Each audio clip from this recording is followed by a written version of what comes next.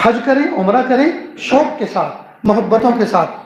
کئی مرتبہ حج پر جاتے ہیں، عمرے پر جاتے ہیں، اب حج سے 2-3 دن پہلے تھک کے چور ہو جاتے ہیں، سب سے معافیاں مانگنی ہوتی ہے، معاملات صاف کرنے ہوتے ہیں، سامان کی پیکنگ تیاری کرنی ہوتی ہے جی۔ اب 2-3 دن پہلے سے تھکے ہارے ہیں، دعوتیں کھانی، تھک ہار کے چور ہو چکے ہیں۔ اب یہاں سے بمبئی کا سفر، بمبئی سے جدہ تک، جدہ سے مکہ مکرمہ تک، یہ ایک دم آدمی اس میں ٹوٹ پھوٹ جاتا ہے۔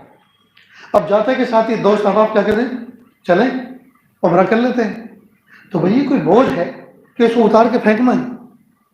بدن ٹوٹا ہوا ہے، کیا کریں گے؟ جلدی جلدی چکر لگائیں گے طواف کے، جلدی جلدی صفا مروہ کے درمیان دوڑیں گے۔ تو یہ جلدی جلدی کرنے کا تھوڑی ہے۔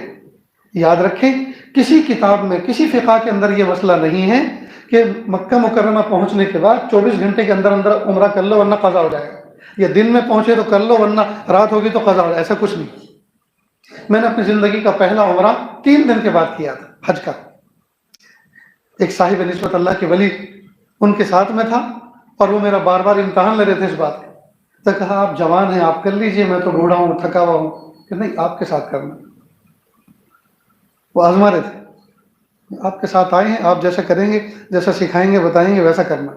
کہ نہیں آپ تو عالم ہوں، کہ یہ چھوڑو عالم ہوں یا ظالم ہوں، آپ کے ساتھ آیا ہوں 3 دن کے بعد۔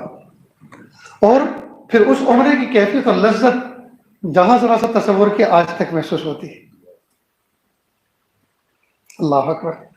تو ہم جاتے کے ساتھ ہی پہلے آرام کریں، کھائیں پیئیں، فریش ہو جائیں، اور پھر عظمتوں کے ساتھ کعبۃ اللہ کی طرف جائیں، عظمتوں کے ساتھ، محبتوں کے ساتھ کعبۃ اللہ پہ پہلی نظر پڑے، عظمت اور محبتوں کے ساتھ اس کا دیدار کریں، خوب جی بھر کے اللہ سے مانگیں جی، پھر جھوم جھوم کے طواف کریں، سمجھ گئے؟